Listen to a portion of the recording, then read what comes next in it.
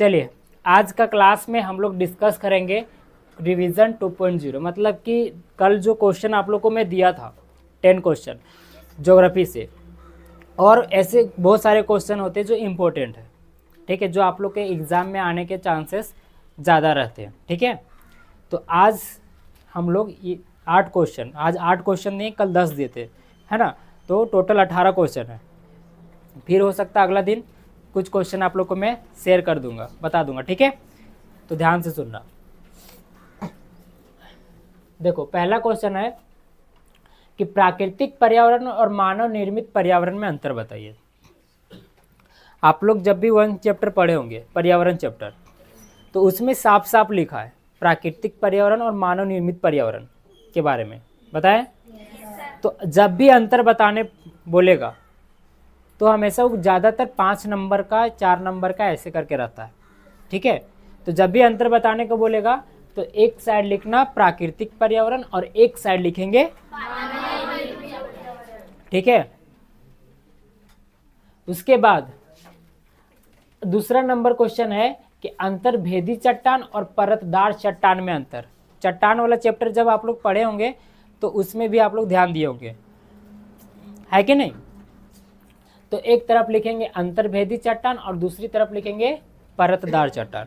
जिस तरह से अभी बताएं ऊपर में प्राकृतिक पर्यावरण और मानव निर्मित पर्यावरण, उसी तरह से लिखेंगे अंतर्भेदी चट्टान और परतदार चट्टान, ठीक है।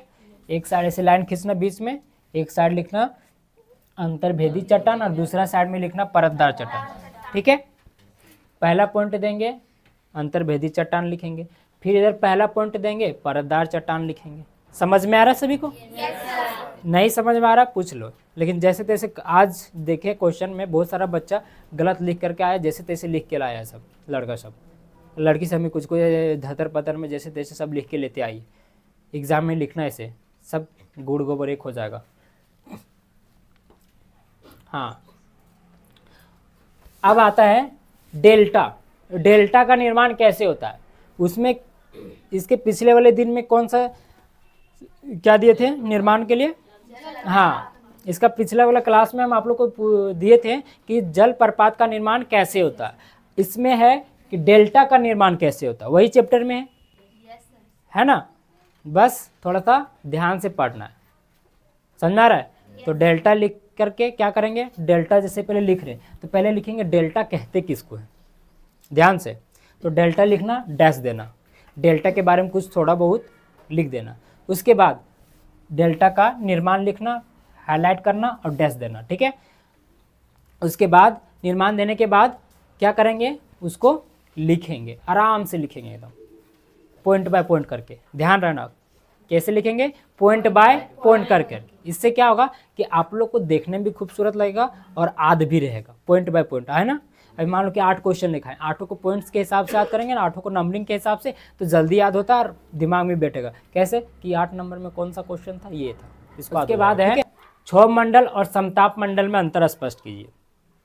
उसी तरह देखो 1 2 3 अभी 3 क्वेश्चन जो आया है सब अंतर स्पष्ट करने वाला है, ठीक है। इसलिए आप लोग को अंतर स्पष्ट करने वाला ज़्यादा दिए हैं, क्योंकि ज़्यादातर लड़के और लड़कियाँ स्टूडेंट्स अंतर ही नहीं कर पाते। एक पॉइंट लिखता है क्षोभ मंडल और समताप मंडल लिखता है, बस खत्म। नहीं तो कोई को क्या करता है उसी में इंक्लूड कर देता है, मेंशन कर देता है। तो ऐसे लिखोगे तो गलत हो जाएगा, ठीक है। इस बात को ध्यान देना। क्या लिखेंगे उसी तरह क्षोभ मंडल और समताप मंडल। क्षोभ मंडल का इंपॉर्टेंट पॉइंट्स लिखेंगे और समताप मंडल का इंपॉर्टेंट पॉइंट्स लिखेंगे, ठीक है। मार्क्स मिलेगा, अच्छा मार्क्स मिलेगा। उसके बाद है सुनामी से आप क्या समझते हैं। सुनामी मतलब जान रहे हो क्या होता है? लहर। हाँ, आप लोग सुनामी वाला चैप्टर है थोड़ा सा निकाल लेना और बढ़िया से उसको थोड़ा पढ़ लेना, ठीक है। और नहीं समझ में आएगा तो कल मैं आप लोग को अगला वाला क्लास में आप लोग को डिस्कस कर दूंगा, ठीक है। लेकिन कोशिश करना सबसे पहले कि खुद से उस चीज़ को बनाने का। नहीं समझ में आएगा, किसी तरह का कोई भी समस्या होता है, तब उसके बाद हम लोग अगला क्लास में उसको डिस्कस करेंगे, उसको बनाएंगे, समझ में आया। लेकिन कोशिश ज़रूर करना। क्या समझ में आया? हम लोग कैसा है, मिडिल क्लास। हम लोग हार नहीं मानते हैं, है कि नहीं। या तो सीखते हैं या फिर जीतते हैं, हार नहीं मानते। तो हार नहीं मानना, ठीक है। सुनामी लिख लोगे? ठीक है। उसके बाद है अनेक देशों में पानी की समस्या है। कैसे? तो कैसे है पानी की समस्या आज हमारे देश में? देखो आज सबसे बड़ा दुर्भाग्य की बात है कि बहुत सारे ऐसी जगह हैं जहाँ पे पानी की समस्या बहुत है, और ऐसे जगह भी हैं जहाँ पे हम पानी को व्यर्थ में बहा रहे हैं, पानी को वेस्ट कर रहे हैं ना। जैसे हम ही लोग देख लो, करते नहीं? अब गर्मी आ रहा है ना, गर्मी का टाइम होने वाला है, अब देखना पानी का ना किल्लत अब समझ में आया कि पानी एक्चुअली है क्या। और वही पानी जब बरसात में जब पानी आता है उस टाइम हम लोग स्टोर करके नहीं रखते हैं, नहीं करते, बस उसको बहा देते हैं जैसे तैसे, उसको स्टोर करके रखते नहीं। जब गर्मी का टाइम आता है तो इधर उधर घूमने चलते हैं कि कहाँ पे पानी है, कैसे है, क्या है, खोजते हैं कि नहीं।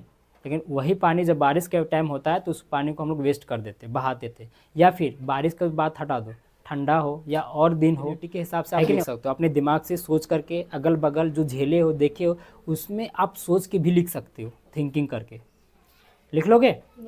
तो पहले पानी की समस्या से लिखने से पहले पानी की समस्या क्यों है ना, क्या रीज़न है पानी की समस्या, तो उसके बाद थोड़ा सा आप ऐसे लिखोगे। पहले क्या है पानी की समस्या, किसको कहते हैं, फिर क्यों है ये लिखेंगे, फिर कैसे है उसके बाद लिखेंगे, तो अच्छा पॉइंट से मार्क निकल के आएगा और ज़्यादा भर भी पाओगे। समझ में आया? ध्यान देना।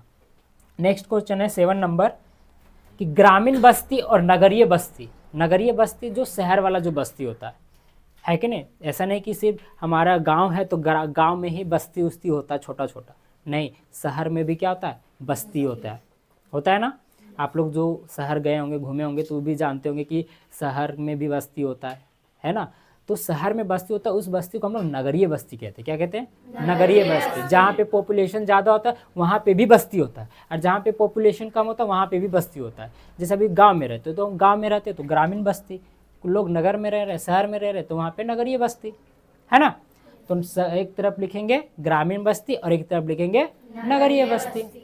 ग्रामीण बस्ती में आप क्या क्या समझते हो, किसे कहते हैं, वो लिखेंगे। नगरीय बस्ती में आप क्या समझते हो, कैसे समझते हो, क्या लिखते है ना, वो लिखेंगे। समझ में आया? पॉइंट बाय पॉइंट करके लिखना, बार बार बोल रहे हैं, और करीब करीब कम से कम 4-5 पॉइंट जरूर लिखना, ठीक है। 8वां नंबर क्वेश्चन है कि अमेज़न बेसिन में जीवन कठिन है। कैसे? अमेज़न के बारे में आप लोग बहुत पहले से भी पढ़ता आया होगा, है ना। अमेज़न जंगल के बारे में बहुत पहले से भी पढ़ता आया होगा, या फिर सुने भी होंगे, या फिर हम क्लास में कभी कभी डिस्कस भी कभी किए भी होंगे कि जो सबसे खतरनाक जंगल होता है या फिर जगह बोले तो अमेज़न ही है कि नहीं। अमेज़न नहीं, अमेज़न हो गया फिर एक कंपनी का नाम, जो हम लोग बुक वुक करते, कपड़ा लत्ता, है ना, जूता पुलिस वुलिस जो भी है कि नहीं, ऑनलाइन शॉपिंग वाला हो गया अमेज़न। अमेज़न नहीं, अमेज़न, है ना, अमेज़न, ठीक है, याद रखना। तो अमेज़न बेसिन में जीवन क्यों कठिन हो सकता है, तो इसके बारे में आप लोग का बुक में है, डिस्कस कर दिए। थोड़ा सा किताब खोलना, किताब पढ़ना, एक बार देखना, सब क्वेश्चन का आंसर मिल जाएगा आपको। समझ में आया? और किसी को दिक्कत होगा तो अगला क्लास में मैं चैप्टर में डिस्कस कर दूंगा, या फिर उसके बारे में मैं लिखवा दूंगा। तो दिक्कत, इसको नोट डाउन कर लें सब। किसी का छोटा है क्या? ठीक है, इसको उतार लो, फिर मिलते हैं अगला क्लास में, और इसको बना के ही आओगे, ठीक है। सुन रहे हो?